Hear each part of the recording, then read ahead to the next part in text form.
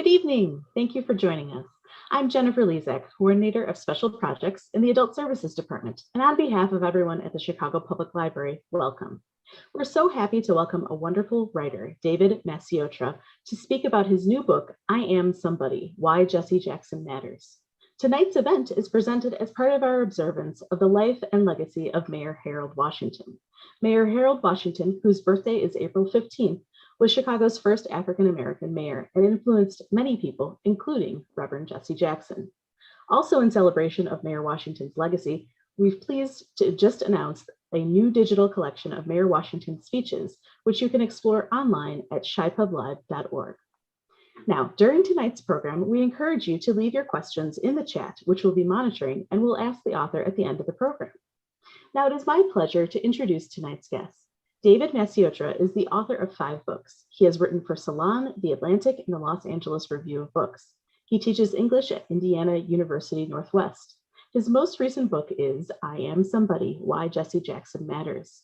David spent 6 years interviewing Reverend Jackson, traveling with him and observing his work up close before writing the book. He has had personal access to Jackson for several years, conducting over 100 interviews with the man himself, as well as interviews with a wide variety of elected officials and activists who Jackson has inspired and influenced. The book also takes readers inside his negotiations for the release of hostages and political prisoners in Cuba, Iraq, and several other countries. Reverend Jackson himself recently said that it is, quote, the best and most thorough thing ever written about my work. Now it is my great pleasure to welcome David to the CPL virtual stage. Welcome. Thank you so much. I'm thrilled to be here, and I'm grateful for that warm and hospitable introduction. And I'm thankful to all of you out there in cyberspace who are watching from the comfort of your homes. We had hoped to get Reverend Jesse Jackson himself to participate in tonight's program. However, he sends his regards.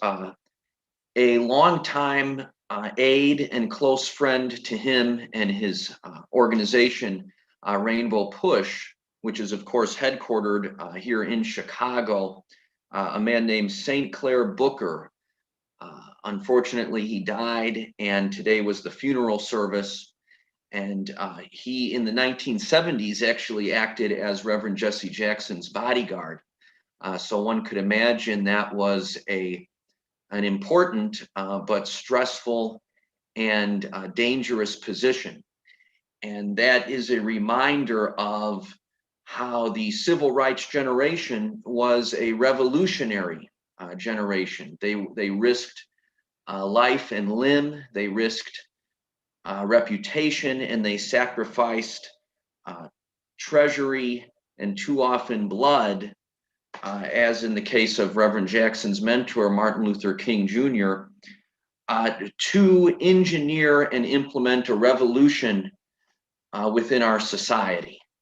And not just a revolution for Black Americans who gained public accommodations and gained the right to vote because of that critical and crucial work, but also many Americans who then benefited from the various provisions within the Civil Rights Act and within the Voting Rights Act. One of the important historical truths that's so often overlooked is what Reverend Jackson refers to as the residual benefits of the civil rights movement. White women could not serve on juries before the Civil Rights Act. No women could, but with the Civil Rights Act, white women could serve on juries. There were no polling places on college campuses before the Voting Rights Act, and there was no multilingual ballot access before the Voting Rights Act. And then, of course, in subsequent decades, women and students and LGBT Americans and disabled Americans would all cite the Civil Rights Act in their groundbreaking cases to really replace what had existed in the United States, which was a white male corporate autocracy with something resembling a genuine democracy. And it's important for us to remember that in the United States of America, we have only had a multiracial, multicultural democracy since 1965. So in some cases, not Philadelphia, not Boston, but Selma is the foundational city of the United States of America, the capital of democracy. As Jennifer was kind enough to say in her introduction of this program, I conducted interviews on a regular basis with Reverend Jesse Jackson for 6 years, leading to the writing of this book, and then it continued while I was writing, and it continues today, even though we've closed the book, so to speak. And I traveled with him and I observed his work up close in the role of journalist. And for those of you who are interested in getting a look at our discussions, you can of course pick up the book, I Am Somebody, Why Jesse Jackson Matters. Here it is. Also, Hermine Hartman, a noteworthy Chicago journalist and media pioneer, featured the two of us on her program Indigo Studio, which is available online, and the How To Academy in London, England, featured the two of us in discussion, and that's also available online. Before proceeding with the heart of this talk and getting into some of the details of how Harold Washington influenced one of the most important and groundbreaking acts of Reverend Jackson's momentous life, I want to thank not only Jennifer, but the Chicago Public Library. And I don't just say that in adherence to etiquette and out of sincere gratitude for their generosity hosting the program tonight, but also because libraries are one of our finest and most noteworthy illustrations of an ethos of public goods, public services, as opposed to the privatization of American society and the continual favor granting towards the corporate sector of our society, which goes back to the foundation of this country, but really picked up speed and gained momentum in the 1980s, which is the decade that we will focus most tightly on tonight. And today, The Atlantic ran a story predicting that we might experience a progressive reawakening within the United States of America after 4 decades of privatization and financialization and corporatization.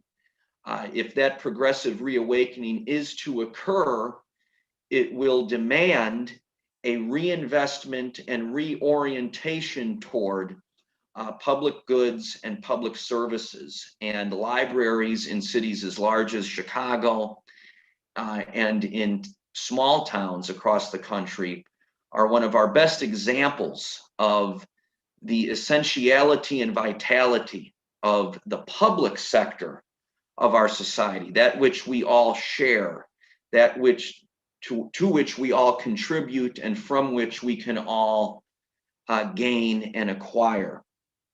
So Ronald Reagan is president of the United States in the 1980s, and he, of course, is the one who said, government is not the solution to the problem, government is the problem. He also said that the most dangerous and frightening words in the English language are, I'm from the government and I'm here to help. Just recently, we're learning the folly and fatality of that philosophy. We're not frightened of the government's help when we get a COVID vaccine. We're not frightened of the government's help when there's a natural disaster and FEMA shows up. But in the 1980s, this mentality, this reactionary, regressive mentality that was seeking to demolish any concept of public services and public investment was becoming dominant. And it was not only becoming dominant within the Republican Party with Ronald Reagan as its leader, but it was beginning to gain influence within the Democratic Party, and it was beginning to gain influence in American pop culture. Bringing us to the reason that we've all gathered virtually here tonight, Harold Washington. Harold Washington is a congressman from Illinois in the early 1980s, and he has announced his candidacy for the mayoral position of the city of Chicago. Reverend Jesse Jackson and many other veterans of the civil rights movement had become heavily invested and focused on electing more Black officials to prominent positions of power within the United States. So they were looking at more congressmen and women, more mayors, and with their eye eventually towards senators, governors, and of course, president. There was, at the time, Jane Byrne was mayor of Chicago, and Harold Washington was entering into what would be a three-way primary for the Democratic nomination for mayor of Chicago, and that was with the incumbent mayor and also Richard Daley, who Jr., who would of course become mayor subsequently. And a rumor began to swirl and circulate around Chicago that Walter Mondale, senator from Minnesota, and Edward Kennedy, better known as Ted Kennedy, senator from Massachusetts, were going to travel to Chicago to endorse Jane Byrne and Richard Daley, respectively, in the primary. And Reverend Jesse Jackson and many others saw this as a terrible betrayal, because Black voters had been overwhelmingly supportive of Mondale, overwhelmingly supportive of Kennedy, and overwhelmingly supportive of the Democratic Party nationally. So Jesse Jackson organized a telegram. And when I interviewed him, of course, he laughed and said telegram back in the day.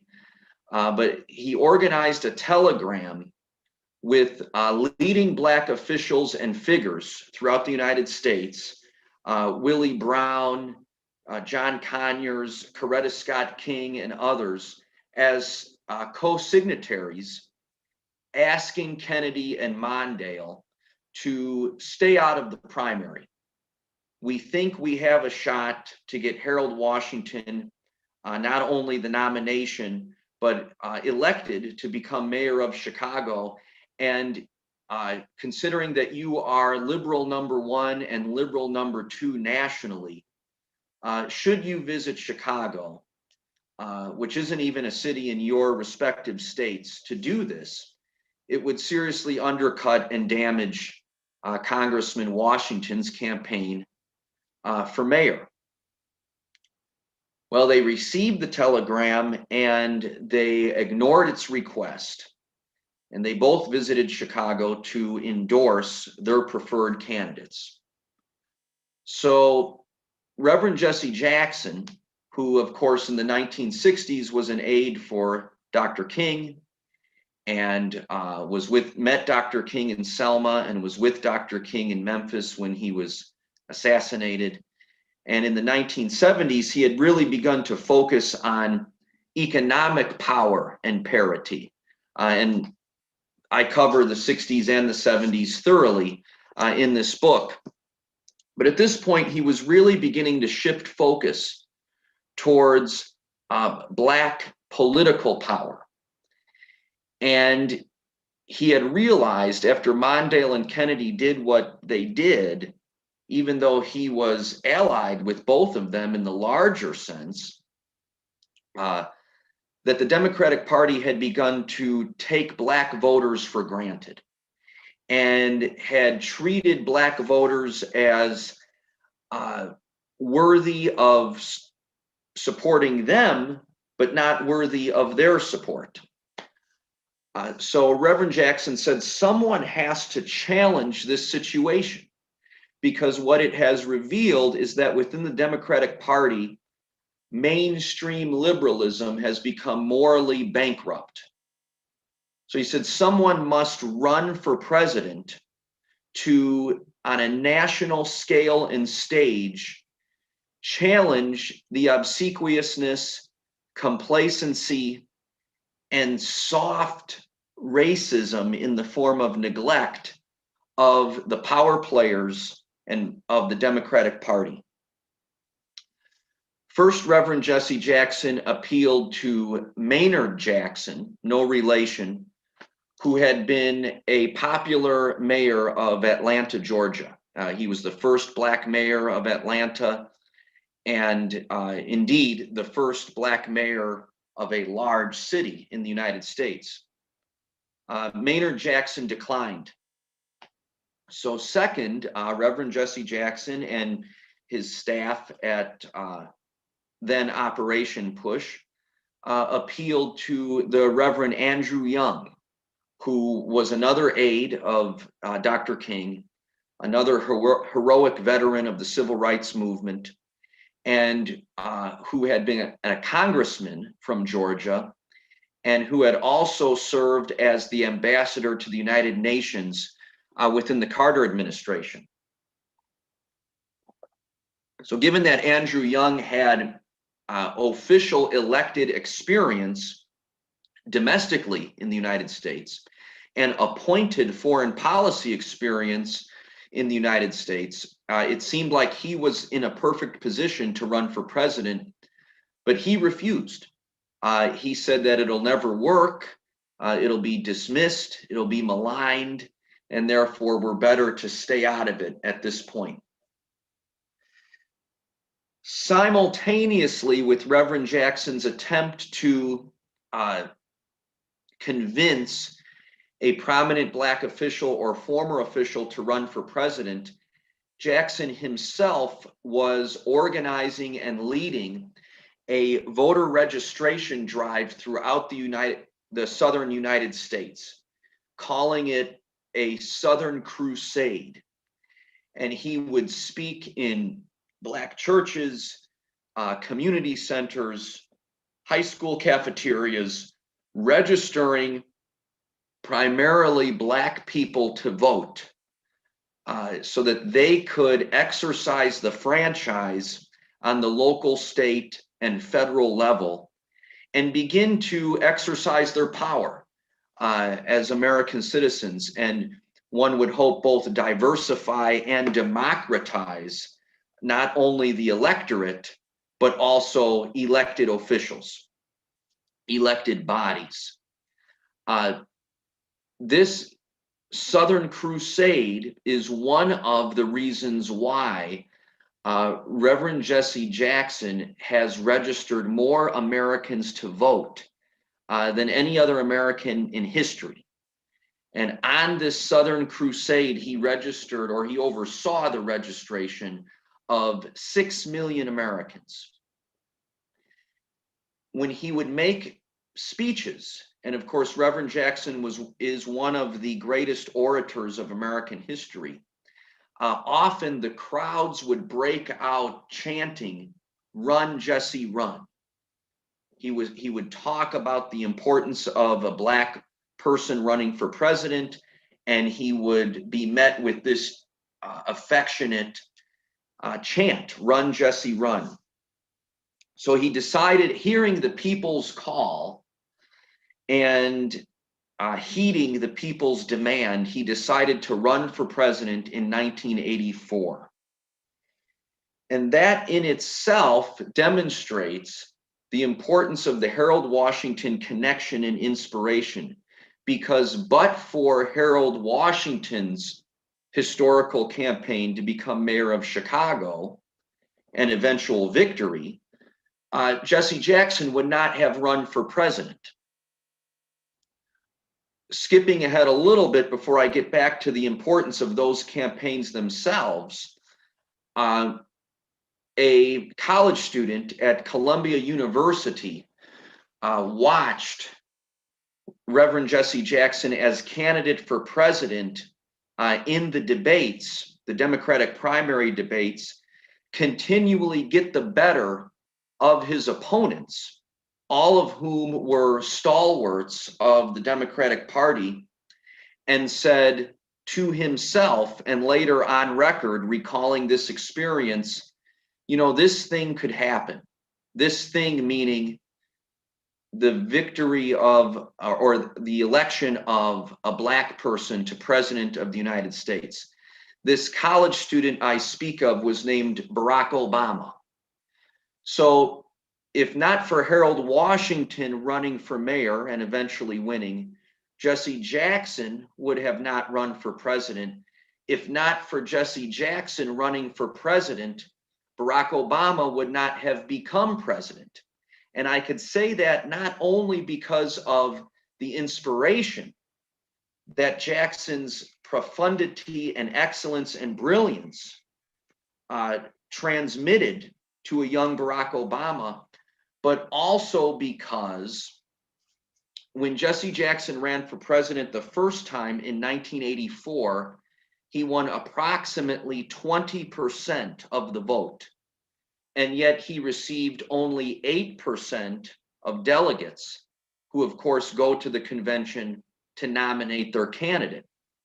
So it was an asymmetrical, disproportionate system of awarding the vote with delegates.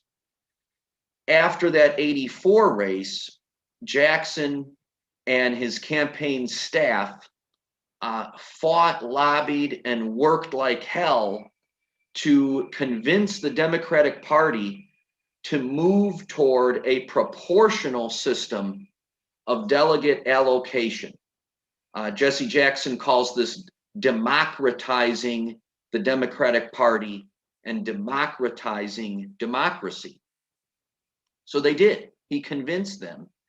And in 88, Jackson won 30% of the popular vote in the nomination process and nearly 30% of the delegates. That's important because Barack Obama, running 20 years later in 2008, you might recall, lost all of the most populous states to Hillary Clinton during the primary, with the exception, of course, of Illinois. Had it not been for the rearrangement and restructuring that the Jackson campaign achieved within the Democratic Party, Hillary Clinton would have won the nomination and perhaps would have gone on to become president, but Barack Obama would have never won that nomination. So again, if not for Harold Washington running, Jesse Jackson doesn't run, and if not for the work that Jesse Jackson performed and accomplished as a candidate, Barack Obama doesn't become president of the United States. Looking back on his achievements and triumphs and his influence and relevance, Jesse Jackson once said to me, "When you blaze a trail, you hope that others will find the path." Harold Washington blazed a trail, Jesse Jackson blazed a trail, Barack Obama found that path, and of course Barack Obama has blazed a trail of his own. So the mystery of history, if you excuse the rhyme, is that we never know who will influence whom and what will influence what. So when Harold Washington first declared his candidacy for mayor, as brilliant and visionary as he was, he probably did not predict the candidacy of Jesse Jackson for president of the United States, and he certainly wouldn't have predicted the eventual presidency of Barack Obama. Now, one of the ways in which I have tried to piece together this story, and I am somebody why Jesse Jackson matters is I'm continually trying to create a rhythm between the past and the present. Because if you read this book and if you read and study the work of Reverend Jesse Jackson, it isn't that he has won every battle he's fought, and it isn't that he never made a mistake or misstepped, but it is continually stunning how often he was prescient and how often the work in which he engaged and often led decades ago applies to the most important socio-political crises of the present. So just taking what I've already discussed, the emphasis on voting rights. Reverend Jesse Jackson is insistent that the vote, the franchise, is a militant apparatus. Sometimes there are those on the left, and I'm certainly a man of the left, but there are those on the left who try to, if not dismiss, at least downplay the power and importance of the vote. But Jesse Jackson tells us that voting is a militant apparatus. And if you question the power of the vote, revisit historically Selma of 1965, or just go back in time a few months and, with all due respect to any Trump supporters who might be watching right now, imagine how you would feel right now and imagine where our country would stand vis-a-vis COVID, vis-a-vis class issues, vis-a-vis social issues, vis-a-vis climate change, had Trump won the presidential election or had those Senate runoffs in Georgia gone the other way. So the vote is a militant apparatus, and it is for that very reason that we have a whole range of voter suppression schemes bearing down on the public, most especially Black voters and Latino voters and Native American voters and college students, all of whom tend to vote Democratic at this very moment, especially in Georgia. So I may do that tonight as I begin to talk about Reverend Jesse Jackson's historic, groundbreaking, and important campaign for the presidency, is punctuate a point with a reminder as to how what Jackson was attempting to do in the 80s is exactly what is made to order in our present moment on the political and historical continuum. Think about what I had said. It wasn't Jesse Jackson's intention to run for president. Rather, he reacted to a demand from the people. While registering 6 million people to vote, most of them poor, most of them Black, most of them relegated to the underside, the night side of the American experience in terms of class, power, and sociology, he decides to vote. He's reacting to the demand of the people. That offers us a glimpse into an alternative for the activation of democracy. To put it simply, it's not top down, but it's bottom up.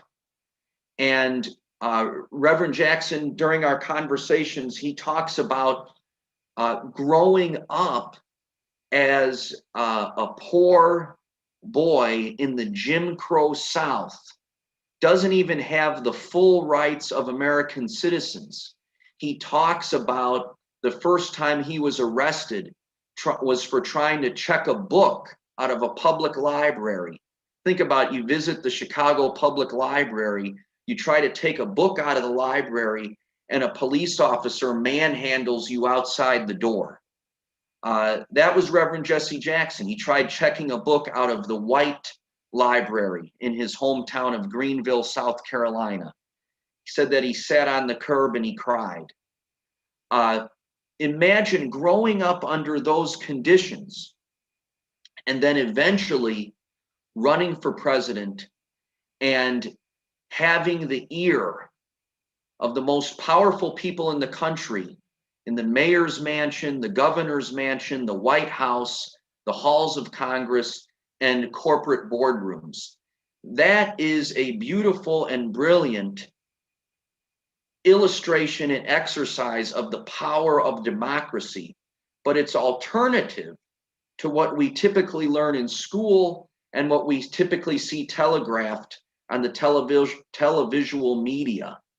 And that is, again, it's not top down. It's not a powerful political party appointing someone. It isn't dependent upon large corporate donations. Reverend Jesse Jackson said that his campaigns for the presidency, that he had a rich message and a poor campaign, because he received almost no corporate donations. He raised his money in community centers, in high school cafeterias, going door to door. He slept in people's homes. One of the terms that's bandied about now rather carelessly and abusively is populist or populism. In the United States of America, in mainstream political discourse, it means simply pandering to the base instincts of the general population. What Jackson's campaigns for the presidency show is a genuinely, authentically populist model of the acquiescence of political power, because he rose through the ranks of the people, beginning at the bottom and climbing and clawing his way to the top as an activist, as an organizer, as a civil rights leader, and as an advocate. We can draw a comparison there between what we've seen in recent decades in Latin America, with Morales in Bolivia, with Lula in Brazil. These are men who were agricultural field and farm workers, and who taught their fellow workers how to read and lobbied for their fellow workers to have the ability to collectively bargain and join a union and to vote and to seek office. And that was the source of their credibility. That was the source of their strength. And that too was the source of Jackson's strength in those campaigns in the 1980s. One of the most profound and relevant statements that Jackson made to me in one of our many conversations was that if you examine the sociology of any given society, there's the horizontal and there's the vertical. When Jackson first entered public life, politics, civil rights leadership, political organization, America was severely divided both horizontally and vertically. Jackson has said that now we've improved horizontally. People of various races and ethnicities and religions intermarry. They form friendships. They work alongside one another. One of those residual benefits of the civil rights movement that Jackson describes is something as simple as turning on a ball game and seeing the Atlanta Braves or the Texas Rangers or the Houston Astros. These teams are multiracial. Before the civil rights movement, that would have been illegal. You couldn't have had players of different races riding on the bus together. So we've gotten closer to one another horizontally. When I asked Jackson about the beautiful explosion of Black Lives Matter protests and demonstrations and street action following the murder of George Floyd, Jackson said with a smile on his face, to see not only Blacks, but whites, Asians, Latinos, men, women, young, old, gay, straight, marching and chanting together because a black man was murdered is a big deal. And it is a big deal. And that illustrates that horizontal commingling that has begun to occur to the improvement of our society. But what's happened simultaneously is we've seen the vertical separations become even worse. We've seen an increasing amount of vertical stratification, especially along class lines. So I'm going to talk about both of those right now, beginning with horizontal. One of the things that the Jackson campaign for the presidency in '84 and '88 did was the diversification of the party. So he registers 6 million voters, bringing them into the Democratic Party, acting as a valet, as a docent. It begins with blacks, but then it extends to Latino and Latina Americans. Jackson was the first candidate for president to hold bilingual campaign events with a translator. He was the first candidate for president to, in the words of one organizer of Asian Americans and Asian immigrants in California, to speak directly to those constituencies. This was a man named Butch Wing, who was an organizer in Los Angeles. For years, he invited candidates for president to speak to the Chinese immigrants and Asian immigrants he represented, and they all refused. Jackson was the first. Jackson was the first candidate for the presidency to hold campaign events on Native American reservations. He was the first candidate for the presidency to make full-fledged, non-compromised support for gay rights part of his campaign. Ted Kennedy was the first candidate for the presidency in 1980 to take a public position in favor of gay rights, but Jackson actually held rallies in the Castro district of San Francisco. He actually had gay Americans on his campaign staff. When Ronald Reagan refused to publicly acknowledge the medical holocaust of the HIV/AIDS crisis, killing thousands and thousands of Americans, Jesse Jackson spent the night, slept inside hospices, serving those who were dying of AIDS in 3 states. He did it in Illinois, he did it in Texas, and he did it in California. And one of the patterns of the Jackson campaign and career is a continual dismissal from the mainline media. So the only publications to cover those visits to those hospices were typically the gay newspapers in their respective cities, such as the Windy City Times right here in Chicago. The Jackson campaign was also the first Jackson was the first candidate for president to pledge and promise, should he win the nomination, he would appoint a woman as his running mate. And many historians and journalists attribute Mondale in '84 appointing Geraldine Ferraro as his running mate to Jackson making that public promise and therefore putting pressure on whoever would win the nomination to do likewise. Now we have the Democratic Party culturally, ethnically, and racially representing the United States of America. So the current House of Representatives is the most diverse and multicultural in the nation's history.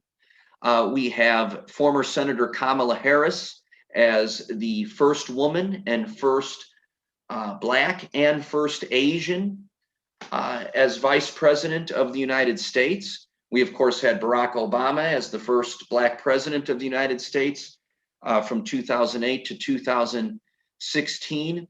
And in city after city, including Chicago, Illinois, We have Black mayors, we have gay mayors, we have women mayors, we have Latino and Latina mayors, we have Asians, we have Native Americans. So we have full-fledged representation of the diverse mosaic that is the American polity. And much of that begins with the Jackson campaigns for the presidency in '84 and '88. Steve Kornacki, the man who's always seemingly caffeinated, but very thoughtful and insightful on MSNBC, who stands in front of the election board, he even goes so far as to attribute Bill Clinton's victory in 1992 as president to the Jackson campaigns, because Clinton won many states that a Democrat had not won in many years due to a surge in Black voters. And those were those same voters that Jackson brought into the party and registered to vote for the first time. So that's horizontal. That's where we see the progress of America. And that's where the Jackson campaigns are often underrated and undervalued. Now, vertically, Jackson has often talked about it. In one of our interviews, one of our first interviews, he lamented how terribly American politics has become, to use his terminology, caught up and obsessed with the affairs of the wealthy. And this was beginning to happen in the 1980s. The Reagan administration was cutting services for the mentally ill, cutting services for the disabled, cutting federal aid to public schools, cutting federal aid to higher education, cutting social subsidies for the poor. And unfortunately, this continued even during a Democratic administration. I speak of the Clinton presidency. Bill Clinton was the one who ended welfare as we know it, to use his terminology. Bill Clinton deregulated the telecommunications industry, deregulated the banking industry. And Bill Clinton declared, when he was first elected to the presidency, the era of big government is over. We can locate the Jackson presidential campaigns as the most prominent and amplified resistance to that anti-social political ideology. Cut social services for everyone, cut regulation that protects the environment. And we can do that by examining and extrapolating the prescient and profoundly ahead of their time positions that Jackson advocated as a candidate in both '84 and '88. There was an egalitarian empowerment of material interest in the Jackson campaign. He was in full support of the labor movement and wanted to extend collective bargaining rights across the economy. He supported raising the minimum wage to a living wage. He supported full employment through a large infrastructure plan, referring to the book here, that he articulated by calling it the 5 R's: reinvestment in infrastructure, retraining of workers, reindustrialization of cities, research for commercial development, and recovery from a military to a peace economy. He advocated reducing the military budget and putting that money into social services. He advocated tuition-free public universities and community college, the establishment of a community development bank, universal health care through a Medicare for All program, and universal child care. Now, for years following 1988, we heard none of these positions articulated in the mainstream of the Democratic Party. And as a result, we saw the obliteration of the working class and the steady erasure of the middle class. The middle class was built with labor unions and the middle class was built through public investment in goods, resources, and services, most especially schools. And the working class was scaffolded by strong unions. When people say we need to bring back manufacturing jobs, it's not that they miss working in factories. It's that they miss working in jobs with union protections and benefits, such as the kind that my grandfather enjoyed. He worked for the Material Service Quarry in Thornton, Illinois for 35 years. So these were the positions that Jackson advocated. And one of his opponents in the 1988 race was Joe Biden.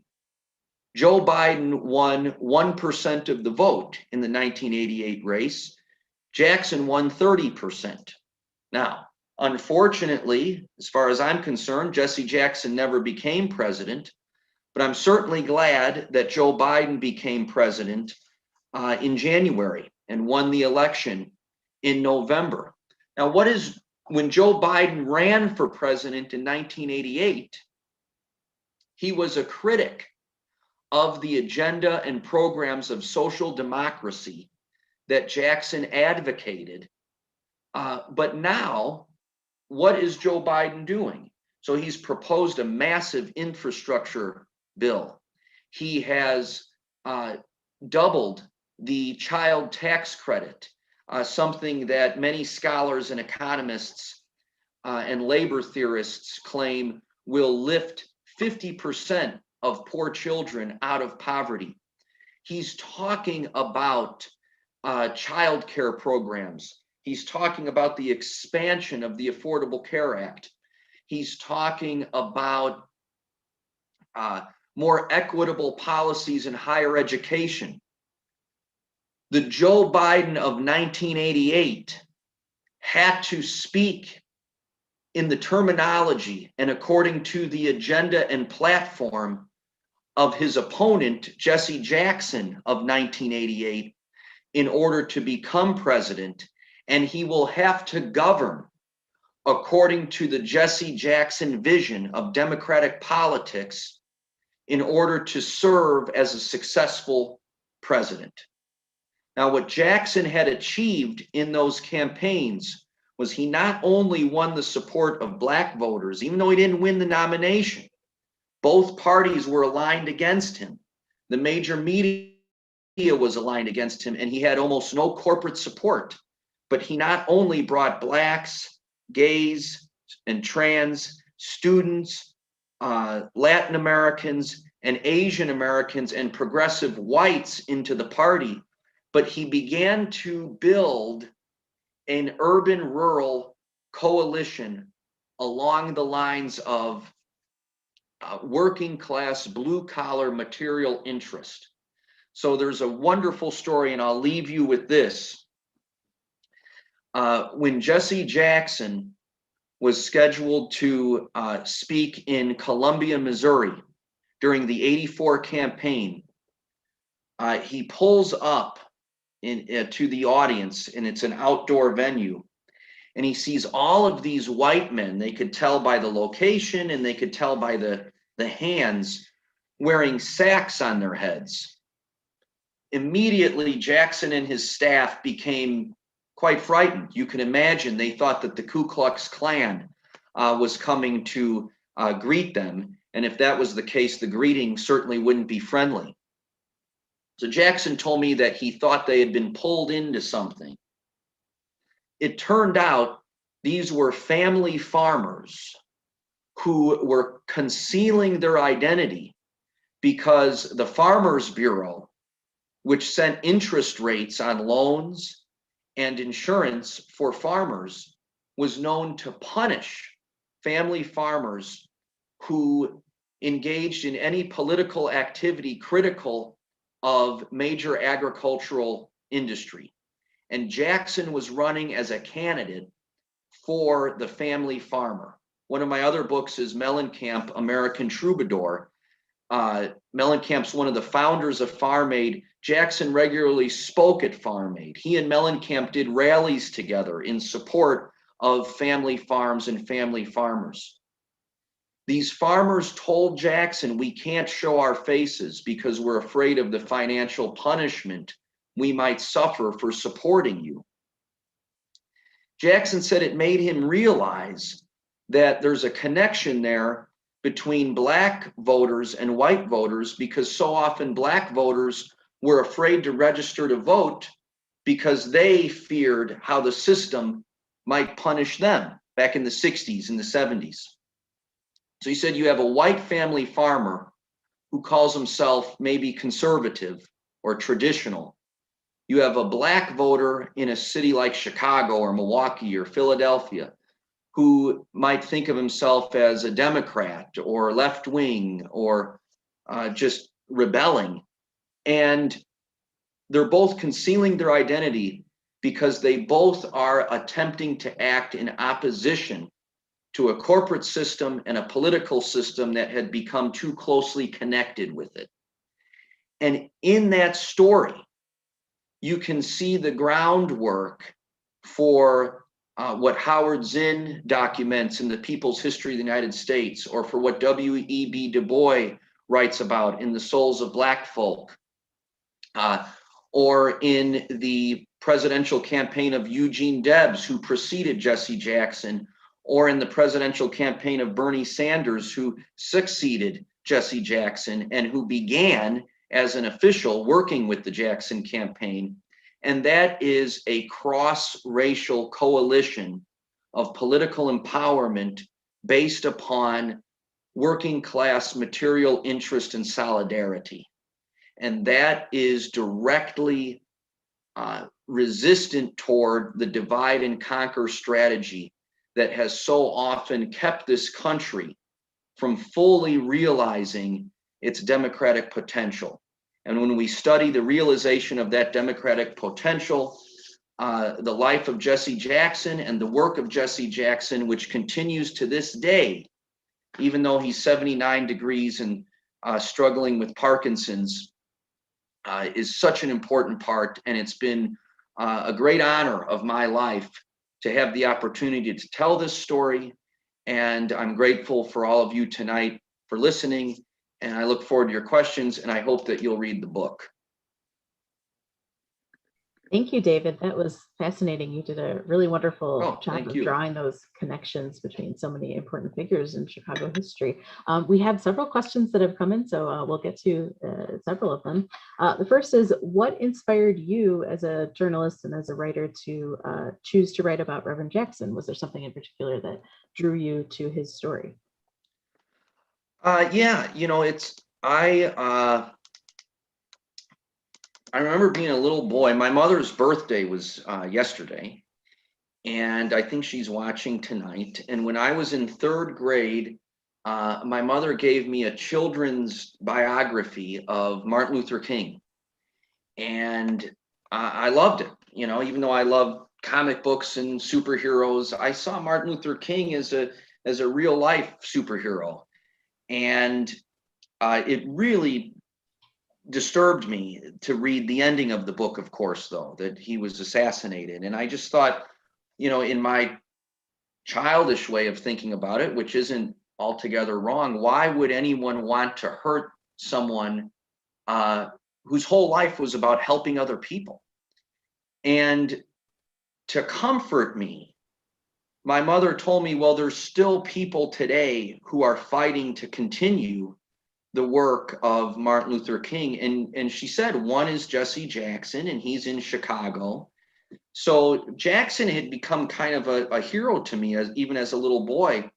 And my grandfather, who I mentioned earlier, he really admired Jackson. He's now deceased because of the work that Jackson did on behalf of labor unions. So just growing up near Chicago, and I should have said that earlier, and always hearing about Jackson, not only on the news, but within my own family, always made me interested in him and curious about him. And then when I studied political science as an undergraduate student, I wrote a lengthy paper about the Jackson campaigns, which I spoke about tonight. And then later, as a journalist for the Daily Beast, I proposed a story for the 30-year anniversary of Jackson's first campaign. And Jackson agreed to an interview, and it was such a wonderful thrill and blessing that we just established a rapport. And we started talking, and we're still talking to this day. And it's if it's one ongoing conversation, it's the best that I've had. That's great. How much influence does Reverend Jackson currently have in the Democratic Party? That's a good question. For a while, Jackson was almost persona non grata with the Democratic Party on the national level because he was in many ways a critic of the Clinton administration. The story of Jackson and Clinton's relationship is so fraught, but also fascinating, that I would just refer the audience to the book. And then Jackson made his infamous crude remarks on a hot mic about Barack Obama. And that separated him from Obama, even though he was a passionate supporter of Obama. And that story's in the book as well. So that was years that Jackson was kind of outside the party. Whereas recently, because of Bernie Sanders and because of Hillary Clinton, with whom Jackson has a much friendlier relationship than he did in the 90s with her husband, and because of other figures like Mayor Pete Buttigieg and Beto O'Rourke, all of whom cite Jackson as an inspiration, Jackson's begun to gain this new influence. So every candidate who ran for president in the 2020 race on the Democratic side personally met with Jackson and spoke to Rainbow Push. And Vice President Kamala Harris was just in Chicago, and she visited with Jackson. And Mayor Lori Lightfoot and Jackson go back many years and maintain a close connection to this day. So, I'm happy to report that he's gained his old influence back, and he's exercising it for the advocacy of progressive politics. As a journalist and a writer, but somebody who often is writing journalistically for many outlets, can you talk about the importance of journalists and political reporting to how the public views the issues and how journalists work to fight misinformation and disinformation? That's such an important question, especially coming out of a hellacious nightmare in which the president was using language out of the Third Reich to describe journalists. True, accurate, investigative reporting, along with truthful and insightful analysis, is so critical for how we understand the evolution and development of our democratic society and our roles within it as citizens or activists or mere observers. One of the stories of this book, I Am Somebody, is how, I alluded to it, but I didn't give any examples, how the media demonstrated such terrible bias against Jackson. Jackson told me a joke once. He said, if I was on a boat with the Pope and the Pope's little hat flies into the water and I grab a fishing rod and I cast it and I hook the hat and I bring it back, the headline of the newspaper the next day would be Jackson afraid to swim. Even when he brought back hostages from foreign countries, saved people's lives, he was often attacked. And on the subject of those presidential campaigns, Emerson College conducted a study of the Chicago Tribune, New York Times, and Washington Post. And they found that even in the news stories, so not editorials, most stories led with Jackson's race and were negative in connotation. So journalism is vital. Journalism, even though it often occurs under private ownership and direction, is something we could understand as a public good. Thomas Jefferson called information the currency of democracy. and therefore without information, we go bankrupt. But truth and accuracy in reporting is so important. So I appreciate that. And I always do my best to get the story right. And I hope that my readers will agree. Has Reverend Jackson anointed or groomed anyone to take his place when he is no longer center stage? That's interesting. Rainbow Push is still active and doing great work in Chicago. In fact, right now they are advocating on behalf of tenants in a public housing complex who are living in unsafe and deplorable conditions. He has a wonderful staff who every day, most of them have advanced degrees. I'm sure they could get positions in a much more lucrative setting, but every day fight for voting rights and civil rights and for poverty relief. He has high-ranking staff members, and one of his sons is very much involved in Rainbow Push. So I would assume those conversations are taking place. I've not been privy to any of those, however, though. I think we have time for just one more question, but this is a good one. Chicago has launched so many important Black political leaders that you talked about, Mayor Washington, Reverend Jackson, President Obama. Do you think there's something special about Chicago that we've been a part of some of this? It's difficult to say.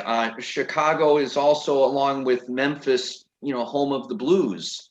One of the great Black artistic achievements, not only in American history, but in history of the world. The great writer Stanley Crouch, who recently died, said that the invention of the blues idiom might be the greatest artistic achievement in the history of the species, because it was done by illiterate slaves. So Chicago very much has a Black identity. I remember growing up near Chicago in the 1990s, and the most famous athlete in the world was Michael Jordan. What is it about Chicago? I think that it might be, and I've never been asked this before, so forgive me for improvising like a jazz musician right now, but I think it might be the ghastly contradiction between the city's Black cultural identity and the segregation that continues to persist. Chicago is, many historians, Paul Street, a historian who teaches at DePaul, has a brilliant book about Chicago, and he says Chicago is the most segregated of northern cities, and there's more inequality among the races in Chicago than in any other southern city. And if you remember, Martin Luther King, to advocate for housing rights, came to Chicago, and that was in many ways at the urging of Reverend Jesse Jackson, who was already working out of Chicago. But in many ways, that showed that the oppression of Black Americans wasn't solely a Southern monstrosity, but it was happening in different shapes and different forms, but it was happening in the North as well. I interviewed Al Sharpton for this book, and he talks about how that was one of Jackson's most important achievements, was urbanizing and northernizing the civil rights movement so it could inspire people like him. He grew up in the Brooklyn Bureau of New York.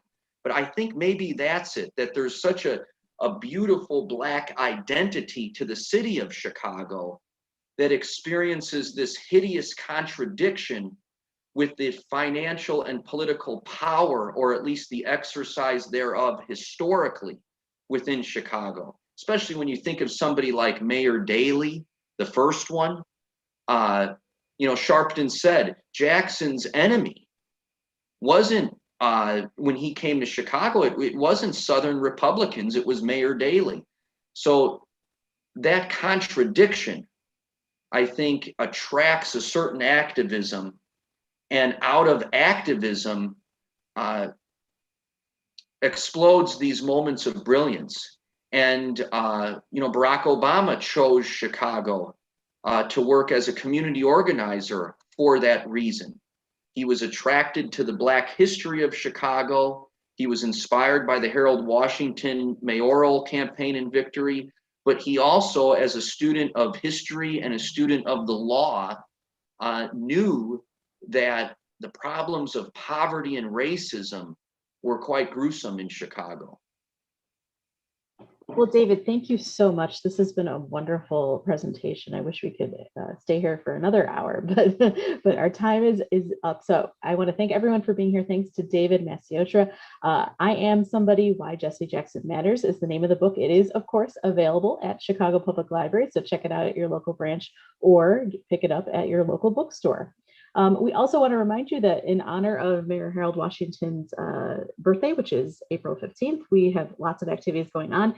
And we also released the new digital collection of his speeches, which are available online at Chicago Public Library's website, chipublive.org. So definitely check that out. There's more virtual events. There's ebooks, there's databases, and so much more online at chipublive.org. So please join us for a future event and check out our website. Have a great night, everybody.